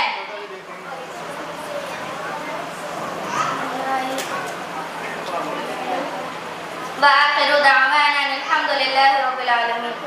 دعا کریں عزیز اللہ تبارک و تعالی ہم سب کو حلال لقمہ کھانے کی توفیق نصیب فرمائے، کیونکہ آج کے زمانے کے اندر عزیزو ایسے ایسے طریقے اور ایسے ایسے کاروبار اور ایسے ایسے بزنس وجود میں آئے ہیں جس میں انسان تمیز نہیں کر پاتا ہے کہ میرے پیٹ میں جانے والا لقمہ میں جو کما رہا ہوں وہ حلال کا ہے یا حرام کا ہے نا۔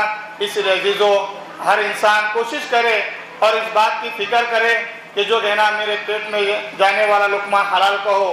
کیوں قرآن کریم کے اندر اللہ تبارک و تعالیٰ یہ بات ارشاد فرما رہے گے یا ایھا الذین آمنوا کلوا من الطیبات واعملوا صالحا، اے ایمان والو پاکیزہ رزق کھاؤ، جو تمہارے پیٹ میں لقمہ جا رہا ہے وہ حلال کا ہونا چاہیے۔ جب لقمہ جو ہمارے پیٹ میں جانے والا حلال کا ہوتا ہے اللہ تبارک و تعالی حلال روزی سے نیک اعمال کی توفیق دیتے ہیں، کہ انسان کو پھر نماز کی توفیق ہوتی ہے، روزوں کی توفیق ہوتی ہے اور وہ انسان اللہ کا ذکر کرتا ہے، اسی طرح نیک اعمال کرتا چلا جاتا ہے۔ اس کا برعکس اس کے الٹے اگر ہمارے پیٹ کے اندر حرام کا لقمہ اگر جاتا ہے عزیزو اللہ تبارک و تعالیٰ نیک اعمال کی توفیق کو چھین لیتے ہیں، جو ہمارے لیے بہت بڑی محرومی ہے نا، ہمارے لیے خسارے کا سبب ہے۔ اس لیے عزیزو دعا کرے اللہ تعالیٰ ہم سب کو حلال روزی نصیب فرمائے اور اس کے لیے سعی کرنے کی توفیق عطا فرمائے۔ عزیزو اس سلسلے کو آگے بڑھاتے ہوئے ہمارے جلسے کی اگلی کڑی اقرا बिनते मुनीर पाशा को मैं दावत सुखन पेश करता हूँ कि वो आए और दीन इस्लाम के उन्वान पर अपनी तकरीर को पेश करे। इकरा बिनते मुनीर। अस्सलामु अलैकुम वरहमतुल्लाहि वबरकातुह। अल्हम्दुलिल्लाहि वहदह वस्सलातु वस्सलामु अला मन ला नबिय्य बअदह अम्मा बाद। قال الله تعالى في القرآن المجيد فأعوذ بالله من الشيطان الرجيم بسم الله الرحمن الرحيم إن الذين فتنوا المؤمنين والمؤمنات ثم لم يتوبوا فلهم عذاب جهنم ولهم عذاب الحريق۔ باتوں سے بھی بدلی ہے کسی قوم کی تقدیر، باتوں سے بھی بدلی ہے کسی قوم کی تقدیر، بجلی کے چمکنے سے اندھیرے نہیں جاتے۔ عزیز ساتھیوں، اللہ رب العزت نے قرآن کو ہدایت نامہ بنا کر نازل فرمایا اور حضور صلی اللہ علیہ وسلم کو بھی اس لیے مبعوث فرمایا کہ لوگوں کو دین کی طرف بلائیں اور عمل صالح کی دعوت دیں اور لوگوں کو صحیح راستہ دکھائیں۔ صحابہ کرام رضی اللہ عنہ نے آپ صلی اللہ علیہ وسلم کی باتوں کو تسلیم کیا اور آپ کی ہدایت پر عمل کرتے چلے گئے۔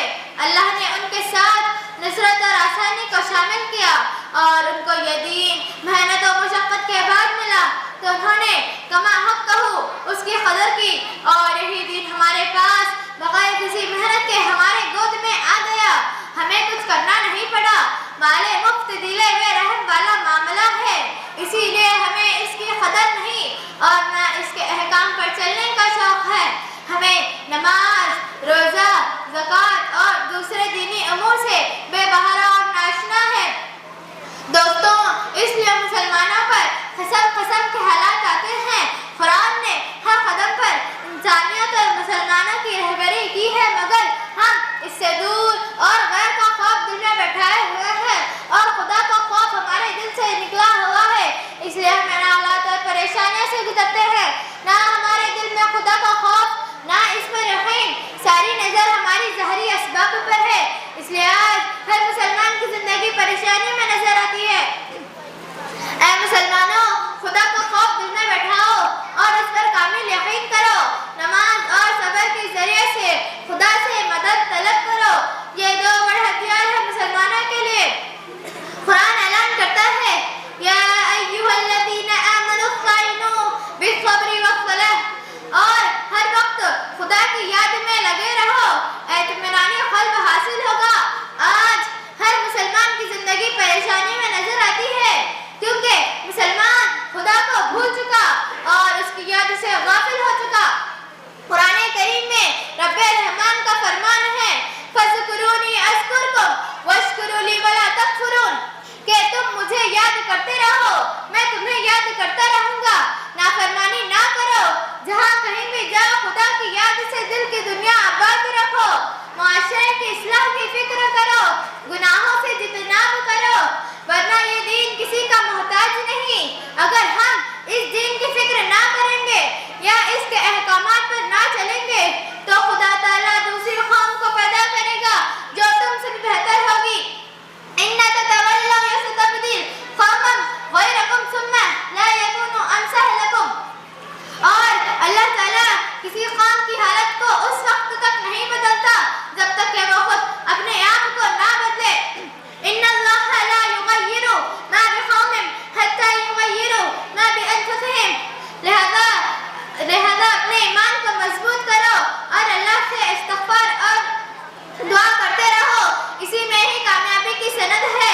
اگر حضور صلی اللہ علیہ وسلم نے فرمایا کہ دو چیزیں جب تم میں ہوگی تو عذاب نہیں آئے گا، ایک میری ذات، دوسرے استغفار۔ آج حضور صلی اللہ علیہ وسلم تو نہیں رہے مگر استغفار تو باقی ہے، لہذا استغفار کی کثرت کرو، پھر دیکھنا ان حالات مصائب سے کیسے چھٹکارا ملتا ہے۔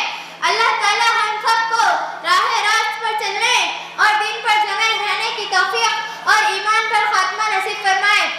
میں اس شعر کے ساتھ اپنی تقریر کو ختم کرتی ہوں۔ خدا نے آج تک اس قوم کی حالت نہیں بدلی، خدا نے آج تک اس قوم کی حالت نہیں بدلی، نہ ہو جس کا خیال آپ اپنی حالت کے بدلنے کا۔ وآخر دعوانا ان الحمد للہ رب العالمین۔ السلام علیکم ورحمۃ اللہ وبرکاتہ۔ نحمده ونصلي على رسوله الكريم أما بعد فأعوذ بالله من الشيطان الرجيم بسم الله الرحمن الرحيم وقال رسول الله صلى الله عليه وسلم من تزوج امرأة لعدها لم يزده الله إلا ذلة وإلي آخر الحديث صدق الله العظيم. محترم صدر جلسہ، حاضرین اکرام اور میرے عزیز ساتھیوں، آج میں آپ حضرات کے سامنے جہیز کے عنوان پر لفظ کی کچھ جسارت کر رہا ہوں.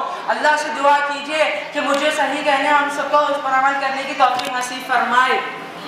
محترم حضرات، میں نے جو حدیث شریف پڑھی ہے اس کا ترجمہ یہ ہے کہ جو شخص کسی عورت سے اس لیے شادی کرے گا کہ اسے عزت و مرتبہ حاصل ہو جائے تو اللہ تعالیٰ اس کو ذلت اور رسوائی کے سوا کچھ نہیں دے گے، اور جو شخص کسی عورت سے اس لیے شادی کرے گا کہ اسے بہت سارا مال و دولت مل جائے تو اللہ تعالیٰ اس کو فقر و فاقہ اور تنگدستی کے سوا کچھ نہیں دیں گے، اور جو شخص کسی عورت سے اس لیے شادی کرے گا کہ اس کی عزت و شہرت میں اضافہ ہو جائے تو اللہ تعالیٰ اس کو ذلیل کریں گے اور اس کی ذلت میں اضافے کے سوا کچھ نہیں ہوگا، اور جو شخص کسی عورت سے اس لیے شادی کرے گا کہ اس کی نظر نہ بہکے، وہ ہمیشہ پاک دامن رہے، اسے رحمت الہی حاصل ہو جائے تو اللہ تعالیٰ اس کو ہر اعتبار سے خیر و برکت عطا فرمائیں گے.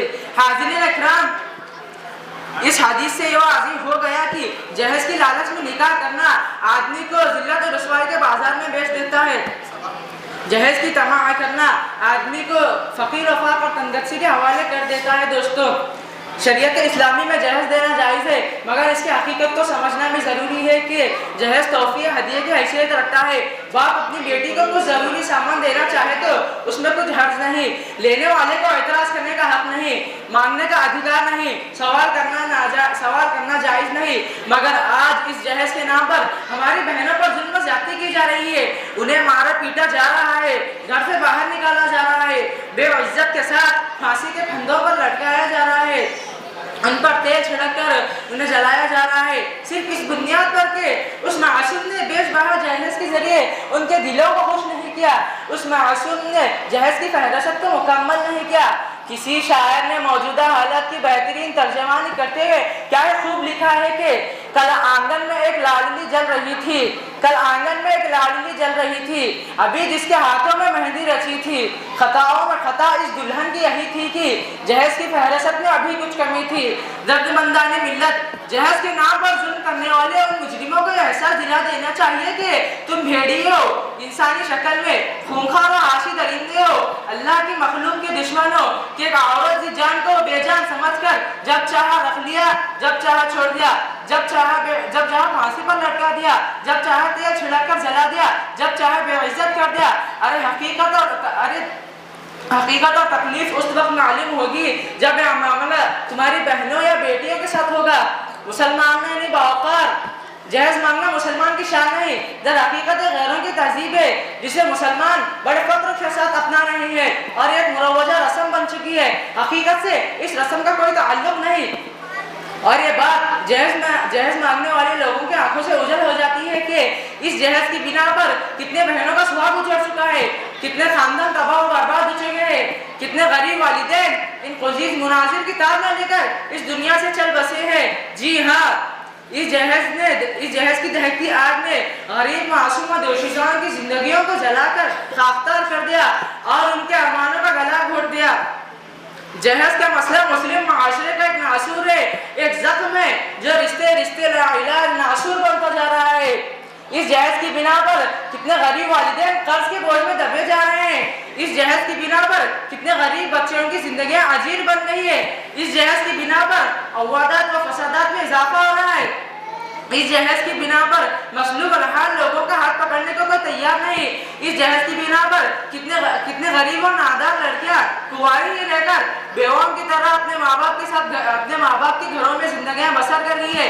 اس جہیز نے لوگوں کو خون کے آنسو رلانے پر مجبور کر دیا. اے جہیز کی بھکاریوں، تمہاری غیرت کہاں کھو گئی؟ کیا تمہاری غیرت کے لالے پڑ گئے ہیں؟ کیا تمہارے گھروں میں بہن بیٹی نہیں ہے؟ کیا تمہارے اندر نرمی اور رحم کا مات ختم ہو گیا ہے؟ کیا تمہارے اندر اسلامی تعلیمات کی کوئی قدر نہیں ہے؟ کیا تمہارے دلوں میں سنت رسول سے محبت نہیں ہے؟ مجھے بتاؤ، کیا تمہارے دل پتھر سے زیادہ سخت ہو چکے ہیں؟ ارے ذرا غور بھی کرو کہ عورت اللہ کی وہ نعمت عظمیٰ ہے جس کا مقام قرآن نے وَقَرْنَا فِي بُيُوتِكُنَّ وَلَا تَبَرَّجْنَ تَبَرُّجَ الْجَاهِلِيَّةِ الْأُولَىٰ وہی عورت دفتروں، دکانوں، ہوٹلوں اور شاپنگ سینٹروں میں غیر محرم مردوں کے سامنے دوچار ہو رہی ہے۔ مجھے بتاؤ، اس باپا کا خوشبودار پھول کو گھر سے باہر نکلنے پر کس نے مجبور کیا؟ تم یہ کہنے پر مجبور ہو جاؤ گے کہ غریب والدین اپنی وصیت کے بقدر اس معصوم کے ہاتھ رنگ نہیں سکتے، لہذا یہ اپنے لیے خود سامان جہیز فراہم کر رہی ہے۔ پھر شادی کے چند ہی ایام گزرتے ہیں اور سسرال والوں اور یہ خبر آنے لگتی ہے کہ سسرال والوں کی زیادتی بڑھتی ہے اور اس معصوم کو لقب اجل بنا دیا گیا۔ معزز سامعین، میں آپ کو فانی بدائیوں کا یہ واقعہ سنانا چاہتا ہوں۔ انہوں نے اپنی لاڈلی بیٹی کو بے پناہ جہیز دیا تھا، یہاں تک کہ اپنا گھر بھی دے دیا۔ پھر شادی کی چند ایام بعد فانی بدائیوں کو یہ اطلاع ملتی ہے کہ سسرال والوں نے مزید جہیز کی مطالبے کو پورا نہ کرنے پر ان کی پیاری بیٹی کو قتل کر ڈالا۔ بوڑھا باپ فانی بدائیوں نے اپنے لڑکھڑاتے پاؤں لے کر اپنی بیٹی کے جنازے کے پاس ٹھہر کر کثرت علم اور غموں کے جذبات سے مغالب ہو کر بے ساختہ یہ شعر پڑھتا ہے کہ اب آیا یدائے آرام جان اس نامرادی میں، اب آیا یدائے آرام جان اس نامرادی میں کہ کفن دینا بھولے تھے اپنی بیٹی کو سامان شادی میں۔ حاضرین اکرام، آج جہیز مانگنے والے اور بھیک مانگنے والے میں کچھ بھی فرق نظر نہیں آ رہا ہے کہ دولہا یا دولہے کے گھر والے ایک بھکاری کی طرح سوال کرتے ہیں کہ اور انٹرنیشنل فقیر بن کر فریج، فون، ٹیلی ویژن اور دیگر عیش و عشرت خیرات مانگتے ہیں اور اسی خیرات کو لے کر اپنے دوست و احباب میں دکھاتے اور ذرا بھی شرم محسوس نہیں کرتے، گویا اپنی زبان و حال سے کہتے ہیں کہ لڑکی والوں کی دی ہوئی جانب سے خیرات ہے جنہوں نے بے پناہ قرض لے کر ہمارے گھر کو رونق بخشی ہے۔ اے نوجوانوں، تمہیں بھی کیا ہو گیا ہے؟ تمہاری غیرت کہاں کھو گئی کہ تم اپنی ہوئی کمائی سے فریج، فون، دیگر اشیاء خریدتے ہو اور جہیز کے نام پر لڑکی والوں سے بھی بھیک مانگتے ہو؟ خدا و نادار، کمزور لوگوں پر ظلم نہ کرو ورنہ تمہیں بھی اس کی سزا بھگتانی پڑے گی۔ لہذا نکاح کو آسان کرو، غیر ضروری رسم و رواج سے اجتناب کرو اور اسلامی تعلیمات اور رسول اللہ صلی اللہ علیہ وسلم کا پابند ہو جاؤ اور خدا اعتمادی کا ثبوت دو، بلا جہیز شادی کرنے کا عزم مصمم کرو۔ اللہ تعالیٰ سے دعا ہے کہ ہم سب کو بلا جہیز اور شریعت مطہرہ کے مطابق نکاح کرنے کی توفیق نصیب فرمائے، آمین۔ وما علینا الا البلاغ۔ السلام علیکم ورحمۃ اللہ وبرکاتہ۔ نحمده حمدا كثيرا ونشكره شكرا عظيما ونستعينه استعانة نصيرا ونستغفره استغفارا خشيا ونصلي على نبيه أليفا، أما بعد، أعوذ بالله من الشيطان الرجيم، بسم الله الرحمن الرحيم، إن فتحنا لك فتحا مبينا وقال وما أرسلناك إلا رحمة للعالمين، صدق الله العظيم۔ اسلام کے جانیاں ساتھیوں، دین کے متوالوں، بہار اسلام کی طرفدار و بار توحید کے امانت داروں، آج میں اس مہکتی محفل میں اپنی زبان کو ایک اہم موضوع پر جنبش سخن دینے جا رہی ہوں، اس امید کے ساتھ کہ سامعین انظر الی ما قال وما تنظر الی من قال کو اپناتے ہوئے توجہ فرمائیں گے۔ اسلام کے فتح مند انسانوں، جب اللہ رب العزت نے آپ کو جب اللہ رب العزت نے آپ کو اسلام کی پاکیزہ تعلیمات دے کر دنیا میں مبعوث فرمایا تو اس شمس نورانیت کو کفار مکہ نے ڈھانپ لیا اور چاہا کہ کسی نہ کسی طرح اس آتاب رسالت کو پرشباب ہونے نہ دے، اس کی توحیدی کرنوں کو عالم میں پھیلنے سے روک دیا جائے۔ چنانچہ کفار و مشرکین نے مصائب کی تیروں کو صحابہ کرام کو نشانہ بنایا، ظلم و بربریت کی سلطتی ریتوں پر بے دردی کے ساتھ گھسیٹنا شروع کیا، تلواریں چلانے لگے، تیر برسانے لگے، مومنوں کے دل دہکانے لگے، پرچم توحید کا مذاق اڑانے لگے، لیکن اس کے باوجود قربان جائیے شاہ بطحا پر کہ تلوار سے گھائل ہوتے رہے، پتھروں کی چوٹ کھاتے رہے، گرم گرم چٹانوں پر جلتے رہے، قید و بند کے آزمائش میں سلگتے رہے، موت کے گرجتے طوفان سے ٹکراتے رہے، دھاڑتی ہوئی توپوں کے دہانے میں داخل ہوتے رہے، ناقابل برداشت حادثات سے دوچار ہوتے رہے، گرم ہواؤں کی شدت برداشت کرتے رہے، تیروں سے لہو لہان ہوتے رہے، مصائب کی ہوشربا پہاڑ سے نبردہ آزما ہوتے رہے، دشمن کی الغار کا ظلم سہتے رہے، لیکن اس کے باوجود شاہ بطحا نے کسی کو بددعا نہیں دی۔ یہ تھے آپ کے اوصاف قرآن بابا کے دوحل یہ اعلان کر اٹھا انک لعلی خلق عظیم، اور شان فتح کے مقام کو ذکر کرتے ہوئے کہا وما ارسلناک الا رحمۃ للعالمین۔ حضرات، جب اللہ رب العزت نے آپ کو اِنَّا فَتَحْنَا لَكَ فَتْحًا مُبِينًا کو سچ کر دکھاتے ہوئے فتح جیسی عظیم نعمت سے سرفراز فرمایا تو اللہ کے وفا شعار بندے حلالی پرچم ہاتھ میں لیے ہوئے قائد اعظم نور مجسم کے ساتھ مکہ میں فاتحانہ شان و شوکت سے داخل ہوئے تو کفار و مشرکین کے دل دہلنے لگے، لرزنے لگے۔ کوئی کہتا تھا کہ ہم کو طاقت و تاراج کر دیا جائے گا، کوئی کہتا تھا کہ ہمارے لاشوں کو جلا دیا جائے گا، کوئی کہتا تھا کہ ہمارے بچوں کو یتیم کر دیا جائے گا، کوئی کہتا تھا کہ ہمارے بیویوں کو بیوہ کر دیا جائے گا، کوئی کہتا تھا کہ ہمارے گھروں کو جلا کر خاک کا ڈھیر بنا دیا جائے گا۔ موت و حیات کے کشمکش میں کچھ کا کچھ سوچا جا رہا تھا اور ان کا سوچنا بھی حق بجانب تھا۔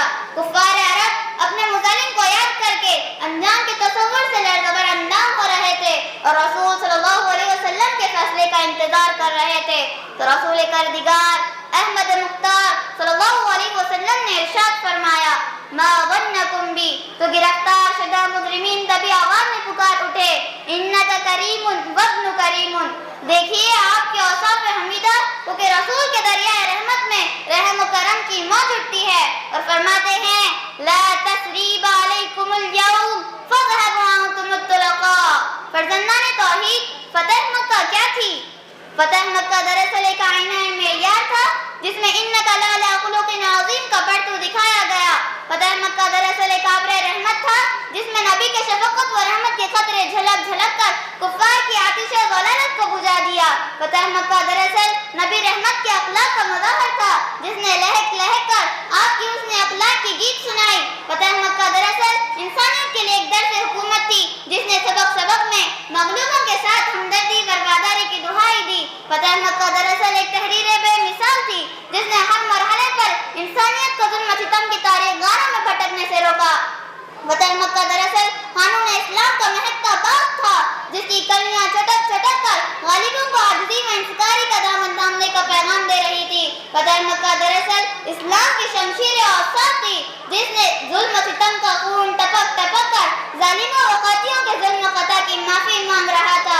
فتح مکہ دراصل مسلمانوں کی کامیابی و کامرانی کا چمکتا ستارہ تھا جس کی کرن سے نبی رحمت کے اخلاق پھوٹ رہے تھے۔ فتح مکہ دراصل فتح اسلام کا لہراتا ہوا عالم تھا جس کے تلے صحابہ اکرام چہک چہک کر الیوم یوم الجزا کا نعرہ بلند کر رہے تھے جس کے جواب میں نبی رحمت الیوم یوم المرحمہ کہہ کر شہر شہر میں امن و امان کی فضا قائم کر رہے تھے۔ حاضرین مجلس، شہنشاہ کونین مکہ میں فاتحانہ شان و شوکت سے داخل ہوئے۔ تاریخ میں ایک بھی فاتح ایسا نظر نہیں آتا جس نے آبادیوں پر قبضہ کرنے سے پہلے دلوں کی سرزمین فتح کر لی، جنہوں نے قلعوں کی فیصل پر پرچم لہرانے سے پہلے قبل دلوں کی سرزمین پر اپنا جھنڈا نصب کر دیا ہو، جس نے آب و گل کی دنیا میں اپنا سکہ رائج کرنے سے پہلے دلوں کے اقلیم میں عقیدت و محبت کا سکہ چلا دیا ہو۔ اگر ایسا فاتح ہے تو رسول کائنات ہے، آمنہ کا لال ہے، عبداللہ کا لخت جگر ہے، الغرض آفتاب نبوت، مہتاب رسالت، اول الارض، پیغمبر ہونے کی حیثیت سے کمال اخلاق پر نظر آ رہے ہیں جس کی مثال نہ مل سکی نہ صبح قیامت تک مل سکتی ہے۔ بے شک قرآن مقدس نے بالکل صحیح کہا انک لعلی خلق عظیم۔ جہاں تاریخ تھا ظلمت قدا تھا، جہاں تاریخ تھا ظلمت قدا تھا، سخت کالا تھا، کوئی پردے سے کیا کھلا کے گھر گھر، کوئی پردے سے کیا کھلا کے گھر گھر، میں اجالا تھا۔ آخر میں اللہ سے دعا کرتی ہوں کہ اللہ ہمیں آپ کے حسن اخلاق کی بارش کے چند قطرات نصیب فرمائے۔ وما علینا الا البلاغ۔ علیکم ورحمۃ اللہ وبرکاتہ۔ الحمدللہ الذی لم یزال ولا یزال والصلاة والسلام علی محمد صلی اللہ علیہ وسلم وعلی آلہ وصحبہ صحابہ الکمال، اما بعد فقد قال اللہ تعالی فی القرآن المجید والفرقان الحمید فأما الذین سعدوا ففی الجنات خالدین فیہا وقال اللہ تعالی شفافنا۔ محترم حاضرین، ابھی میں نے آپ کے سامنے قرآن مجید کی 2 آیتیں پڑھی ہے۔ اس کا سادہ تر ترجمہ ہے کہ جو لوگ خوش قسمت ہیں وہ جنت میں ہیں، جو ہمیشہ اسی میں رہیں گے۔ گے، اسی طرح جو لوگ بدبخت ہیں وہ جہنم میں ہیں۔ اس دنیا رنگ و بو میں جب انسان آنکھیں کھولتا ہے تو دنیا اسے چاروں طرف سے گھیرنا شروع کر دیتی ہے۔ جس طرح کنویں کا مینڈک یہ سمجھتا ہے کہ اس کی دنیا کنواں ہے، اسی طرح کا مخل انسان یہ باور کر لیتا ہے کہ اسے ہمیشہ اسی دنیا میں رہنا ہے، اور اگر بالفرض کبھی مرنا بھی ہوگا تو پھر فنا ہو جائیں گی، ہڈیاں خستہ ہو جائیں گے، جسم کے اعضاء ٹکڑے ٹکڑے ہو جائیں گے، اور اس دنیا کے بارے میں کوئی سوال نہیں کیا جائے گا۔ مگر اس دنیا میں انبیاء علیہ السلام نے تشریف لائی، انہوں نے بتایا کہ تمہارے تصور انتہائی غلط ہے، یہ دنیا امتحان گاہ ہے، یہاں تمہیں آزمانے کے لیے بھیجا گیا ہے، یہاں کی تمہاری ہر حرکت اور ہر سکون کا حساب ہوگا۔ اگر اس دنیا کے رہنے والا انسان نیک اعمال کرے گا، صحیح راستے پر چلے گا، حق و صداقت کا علم بردار رہے گا، خالق کائنات کے احکام کے مطابق اپنی زندگی گزاریں گے تو پھر مرنے کے بعد کامیابی ان کے قدم چومے گی۔ اور اگر اس دنیا کا بسنے والا انسان سرکشی اور غرور کے راستے پر چلے گا، خدا اپنے قدوس کی احکام کی نافرمانی کرے گا، اللہ کی بنائی ہوئی زمین پر اکڑ کر چلنا چاہے، ظلم و ستم کی چنگاریوں سے اپنے بھائیوں کو جلانا چاہے گا، تو ایک دن آئے گا جب اسے اپنی ایک ایک کا حساب دینا ہوگا، جب اسے پوچھا جائے گا تمہیں 2 ہاتھ دیے گئے تھے تاکہ تم کمزور کی امداد کر سکو، تمہیں 2 آنکھیں دی گئی تھی تاکہ تم غلط اور صحیح کی تمیز کر سکو، تمہیں 2 پیر دیے گئے تھے تاکہ تم خدا کی عبادت کے لیے مسجدوں میں جاؤ، تمہیں عقل دی گئی تھی تاکہ تم باطل طاقتوں کی مکاریوں کو شکست دے سکو اور حق کی آواز کو بلند کرو۔ کیا تم نے ایسا کیا؟ اگر ایسا نہ کیا تو یاد رکھو یہ جہنم کی دہتی ہوئی آگ ہے، اس میں تمہیں ڈالا جائے گا۔ محترم دوستوں، اس دنیا میں چند دن رہنا ہے، بادشاہ ہو یا فقیر، سرمدار ہو یا مزدور، قوی ہو یا کمزور، عقل مند ہو یا بے وقوف، مرد ہو یا عورت، سب کو ایک دن یہ دنیا چھوڑنی ہے۔ یہاں کسی وزارت، مال و دولت، جائیداد و زمین کوئی آپ کے ساتھ نہیں آئے گی۔ ہمیں یہ سب چھوڑ کر ایک ایسی جگہ جانا ہے جہاں ہمارے نیک اعمال کام دیں گے، چند پیسے جن کے ذریعے ہم نے کسی غریب کی مدد کی ہو، چند رکعت نماز جو ہم نے خلوص نیت سے ادا کی ہو، چند میٹھی باتیں جو ہم نے کسی مجبور و بےکس کو اطمینان دلانے کے لیے کہی، یہ چیزیں ہمارے کام آئیں گی، اور دنیا کے تمام ساز و سامان ہمارے لیے بیکار رہیں گے۔ محترم دوستوں، جب موت آئے گی آپ کو 1 منٹ یا 1 سیکنڈ کی بھی فرصت نہیں دے گی۔ دوستوں، ہمیں اس وقت کے آنے سے پہلے ہی تیار ہو جانا چاہیے اور اپنا ٹھکانا ایک ایسی جگہ بنانا چاہیے جہاں ہمیشہ آرام و سکون ہے۔ وہ جگہ جنت ہے جو مرنے کے بعد ملے گی۔ مرنے کے بعد والی زندگی کا نام آخرت ہے جو آخر میں آئے گی۔